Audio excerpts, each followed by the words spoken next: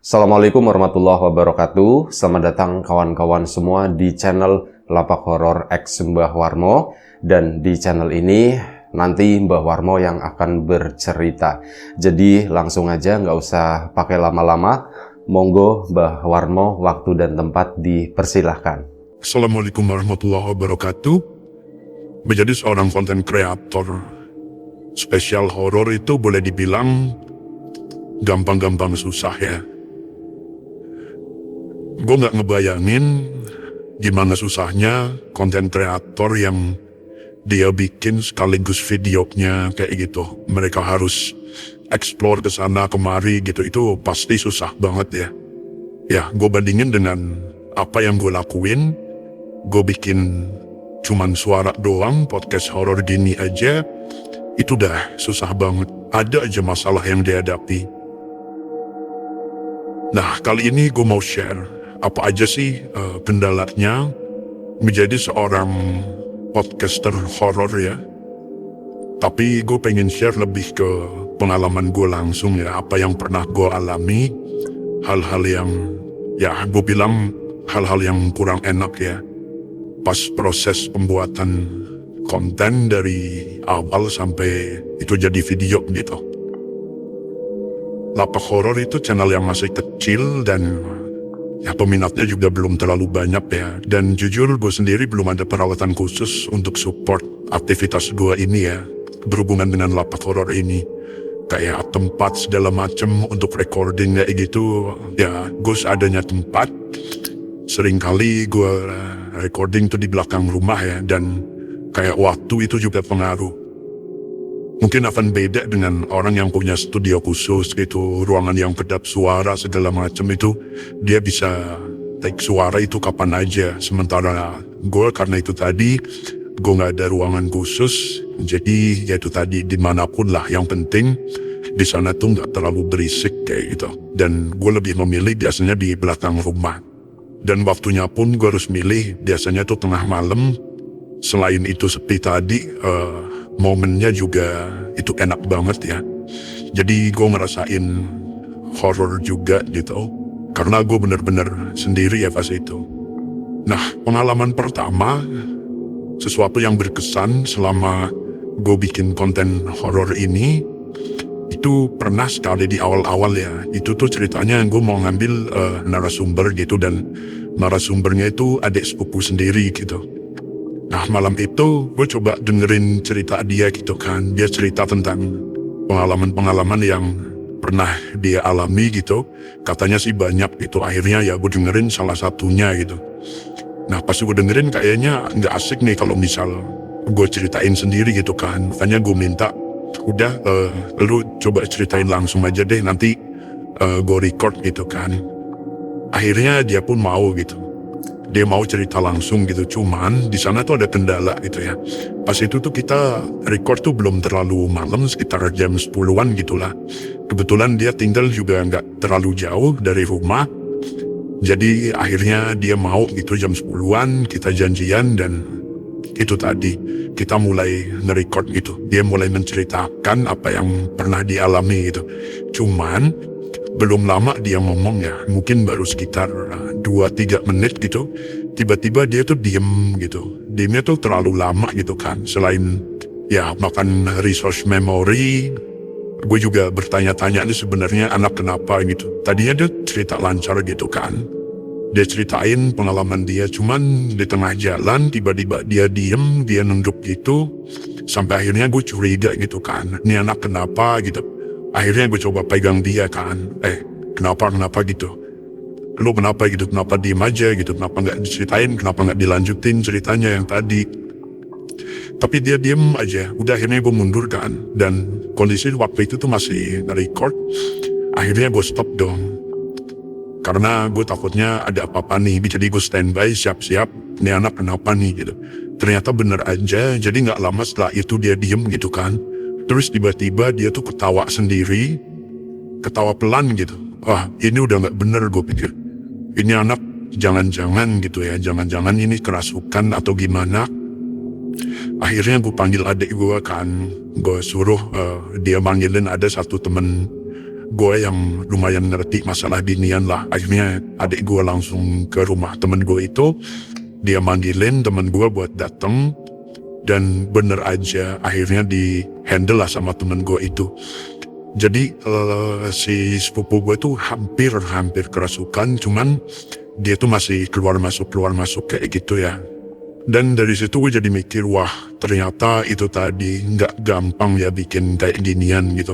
Karena yang namanya, kata temen gue itu, yang namanya makhluk gaib itu tuh mereka tuh sensitif gitu. Kadang ada kalanya mereka itu nggak suka diomongin, atau seenggaknya kalau kita ngomongin sebangsa mereka ya, mereka itu kurang suka gitu.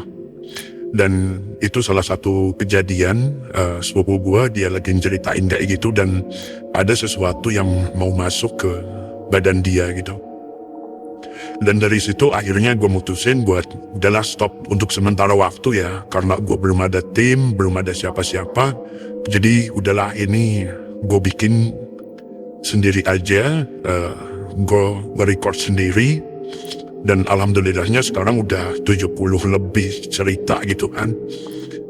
Gue gak pernah ngalamin hal-hal yang itu tadi di luar dugaan. Kalau gangguan kecil sih selalu ada aja gitu. Karena ya itu tadi, gue kan selalu merecord malam gitu kan. Dan kondisinya gue sendiri, ada aja lah gangguan-gangguan gitu. Nah itu tadi yang pertama. Pengalaman selanjutnya yang kedua itu, gue pernah lagi nge-record, tapi gue lupa yang ini cerita yang apa ya. Ini udah cukup lama sih, mungkin sekitar sebulan yang lalu. Itu gue mulai nge-record tuh jam 11 malam. Pas itu tuh lagi hujan kecil gitu ya. Tadinya sih hujan terus, jadi gue pending dulu kan. Pas udah agak redaan nih, udah gue ke belakang rumah, gue mulai start nge-record. Dan semuanya tuh lancar aja dari awal sampai akhir ya, dengan durasi kurang lebih sekitar 15-an menit ya. Itu yang raw-nya, karena biasanya gue suka potong-potong gitu kan. Terutama pas misal gue diam terlalu lama, atau gue batuk atau apa gitu, atau ada suara berisik apa, itu biasanya gue buang gitu. Nah pas gue lagi ngedengerin hasil rekaman gue itu tadi, gue udah pindahin ke laptop gitu. Kebetulan gue nge-recordnya kan cuma pakai HP doang, di HP butut ya. Gue rekam pakai HP ini semua cerita itu, medianya gue cuma pakai HP, jadi nggak pakai mikrofon apapun ya. Dan pas gue ngedengerin lagi apa yang tadi gue rekam, di situ tuh ada suara-suara yang nggak gue harapin muncul di situ gitu. Gue ngedenger ada suara orang ketawa gitu ya, cekikikan gitu. Sama ada samar-samar gitu, itu ada orang ngegerem gitu, kayak gitu. Dan gue yakin itu bukan dari suara orang atau apa ya, karena seingat gue pas tadi gue merekam itu sepi banget ya. Kalaupun ada itu cuma suara jangkrik, dan itu pun agak jauh gitu. Nah akhirnya yaitu tadi suara-suara kayak gitu tuh harus gue ilangin. Sama itu tadi gue berpikir gitu ya, mungkin kalau misal gue nge-record kayak gini tuh sebenarnya gue gak sendirian ya. Karena gue yakin yang ada di sekitar gue itu jadi ngedeket, mereka ngedengerin gitu ya mungkin. Gue juga gak tahu sih sebenarnya apa yang terjadi gitu. Tapi ya itu faktanya gitu. Selalu ada aja hal-hal yang menarik sebenarnya untuk diselidiki lagi. Karena itu tadi gue kurang tahu juga dengan masalah gaib-gaib kayak gitu ya. Gue cuman itu tadi pernah mengalami banyak hal yang berhubungan dengan gaib, tapi sampai sekarang gue belum tahu apa sih sebenarnya yang terjadi gitu. Salah satunya itu tadi, kenapa ada suara-suara yang aneh-aneh itu ikut kerekam, sementara kondisi waktu itu tuh sepi banget. Ya menurut gue itu aneh lah pokoknya. Itu tadi pengalaman kedua. Ada satu lagi pengalaman, ini pengalaman yang ketiga ya. Yang gue ceritain ini cuman pengalaman-pengalaman yang menurut gue paling berkesan aja sih. Jadi ada 3 hal yang paling berkesan, dan ini yang terakhir. Itu kemarin belum lama, beberapa hari lalu itu pas gue lagi bikin konten yang sesajen makam keramat. Itu kan kebetulan makamnya tuh nggak jauh dari tempat gue merecord ini ya. Kalau ditarik dari seluruh mungkin sekitar 50 atau 60 meter doang gitu. Jadi di belakang rumah yang gue tempatin ini itu ada kebun. Nah, beberapa meter dari kebun itu letaknya si makam keramat yang sekarang udah nggak ada, sekarang udah jadi rumah. Jadi pas gue lagi merekam itu, jadi rumah gue kan ini rumah tua gitu, sementara di sampingnya itu ada bangunan yang dulunya itu dipakai buat warung, itu sampai ke belakang ya, panjang gitu, sepanjang rumah ini gitu. Tapi bangunan itu tuh mungkin sekarang udah 7 tahun nggak pernah ditempatin. Jadi kalaupun gue ke situ, itu gue cuma ngambil perkakas ya, biasanya kayak ngambil tangga atau ngambil ember atau apapun. Dan itu tadi bangunan itu tuh cuman gue pakai buat gudang gitu, dan itu udah sekitar 7-8 tahun nggak pernah ditempatin. Nah di situ kan ada pintu gitu, pintu yang nggak ketutup sebenarnya, jadi cuman kayak pintu, tapi gue tutup pakai plastik mika gitu ya. Nah pas gue lagi ngerekam itu cerita yang sesajen makam keramat itu, tiba-tiba gue ngelihat ada sesuatu yang bergerak-gerak di balik pintu itu ya. Gue melihat, gue pikir sih itu waring karung beras gitu, warna putih gitu ya. Terus akhirnya ya gue penasaran kan, akhirnya gue buka. Waktu itu gue pause dulu rekaman gue, mungkin udah sekitar adalah 7 menitan, itu gue pause. Gue bangun, gue jalan gitu kan, gue tengokin itu tuh apa sih sebenarnya di pintu itu gitu. Kok kayak ada karung beras yang gerak-gerak gitu kan, tapi cuman sedikit doang. Nah pas gue tengokin, gue lagi jalan, si sosok itu tuh kayaknya dia berjalan masuk ke sana ya, ke dalam gitu. Dan pas gue perhatiin, gue intip dari pintu itu tadi, dari mika yang plastik itu gue melihat di sana itu ada sosok buntalan putih yang dekil lah ya. Gue nggak mau nyebutin lah, karena gue juga ada pengalaman yang cukup buruk ngebahas masalah sosok yang satu ini. Dan kebetulan di tempat gue duduk ini 2 meter dari tempat gue duduk itu tuh dimana gue pernah melihat sosok itu ya, yang judul ada, pernah gue dokumentasikan cerita itu tuh judulnya Ada Gedeknya gitu. Gue gak mau nyebutin itu, tapi kalian tahu lah, sosok buntalan yang dekil gitu. Nah itu tadi balik lagi pas gue intip, di sana tuh ada celah lumayan lebar ya, sekitar 10 cm. Jadi dengan jarak sekitar 2 meter dari pintu itu, gue lihat gitu kan ke depan, itu gue melihat ada sosok itu lagi berdiri. Dia ngadepnya ke belakang ya, dia ngebelakangin gue. Dan sepertinya sosok yang berdiri itu adalah sosok yang sama seperti yang gue lihat pas gue masih kecil. Karena itu tadi gue inget banget ciri-ciri dia tuh, dia suka gedek gitu ya, kayak orang ini, kayak orang habis kencing ya. Kalau cowok habis kencing kan suka gedek-gedek gitu, kayak gitu. Nah itu tuh kayak gitu. Jadi dari situ gue tahu ternyata sosok itu tuh belum pergi, masih ada di rumah ini gitu. Cuman alhamdulillahnya dia emang gak pernah ganggu lagi ya. Itu tadi mungkin karena gue melakukan sesuatu yang bikin dia tertarik gitu ya, makanya dia muncul malam itu. Dan sekarang udah jam setengah 12 malam. Sama gue merekord ini sendirian, dan seperti biasa, kalau merinding kayak gitu, atau gue ngerasa di belakang ada sesuatu yang lewat, itu biasa gitu. Hampir setiap episode gue bikin ini, itu selalu ada aja yang kayak gitu. Dan hari ini juga gue ngerasain ada yang datang, ada yang hadir, ada yang nemenin gue. Itulah kenapa sebenarnya sering kali gue nyebutnya kami gitu ya. Karena itu tadi, kami itu kan bentuk jamak. Karena gue ngerasa gitu pas bikin konten ini tuh gue gak sendirian gitu, meskipun aslinya gue sendirian gitu ya. Gue cuman satu-satunya orang yang nge-record cerita ini. Tapi itu tadi gue lebih nyaman nyebutnya kami gitu, karena gue yakin gue gak sendirian, gue ada yang nemenin di sini.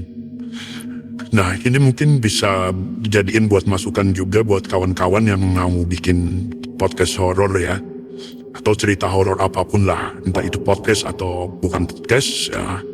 Ini buat masukan juga buat kawan-kawan. Jadi kawan-kawan tuh juga harus siap dengan segala resiko yang ada gitu.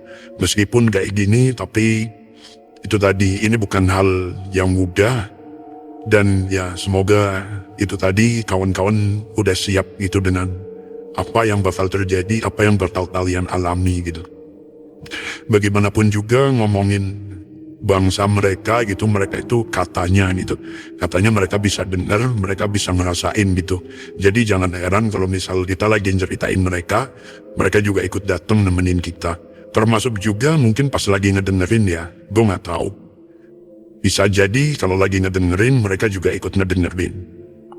Ya bagaimanapun itu semua hal pasti ada resikonya, termasuk apa yang gue lakuin ini juga ada resikonya dan gue sendiri udah siap dengan resikonya. Sama ada satu hal lagi gitu, saat kita bikin konten seperti ini ya, itu kan artinya kita tiap hari itu harus dituntut buat mikir hal-hal yang berhubungan dengan horor gitu ya. Dan hal ini secara tidak langsung itu pengaruh juga ke pikiran kita, ke kejiwaan kita gitu. Dan itu tadi secara tidak langsung juga itu bikin kita itu lebih sensitif dengan hal-hal seperti itu. Makanya kalian misal mau bikin konten serupa seperti ini, kalian juga harus sudah siap dengan hal itu. Kuat-kuatin pikiran kalian, jangan sampai nanti kalian terlalu terbawa, terlalu larut dalam pikiran-pikiran yang berhubungan dengan cerita-cerita horor gitu. Dan sekarang detik ini gue juga alami, gue udah mulai ngerasa agak berat ya. Inilah salah satu alasan kenapa gue jarang bikin konten terlalu panjang, karena berat banget ya. Ini gue ngomong juga udah mulai agak susah, udah mulai agak berat. Makanya mungkin gak lama lagi video ini bakal gue akhirin, ya sekuat gue aja gitu. Karena gue udah ngerasa gak enak banget ya. Gue paling mampu bikin konten itu dengan durasi belasan menit gitu, dengan waktu aslinya tuh mungkin maksimal itu sekitar 20 menit gue nge-record. Nah buat kawan-kawan, terima kasih banyak udah mau dengerin, udah mau nonton video Lapak Horor. Jaga kesehatan kalian selalu ya, selamat menjalankan ibadah puasa bagi yang puasa. Dan gue ngerasa suara gue udah mulai agak berat ya, udah mulai agak susah ngomong. Jadi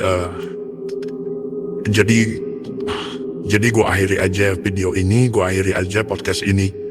Terima kasih banyak sekali lagi. Assalamualaikum warahmatullahi wabarakatuh.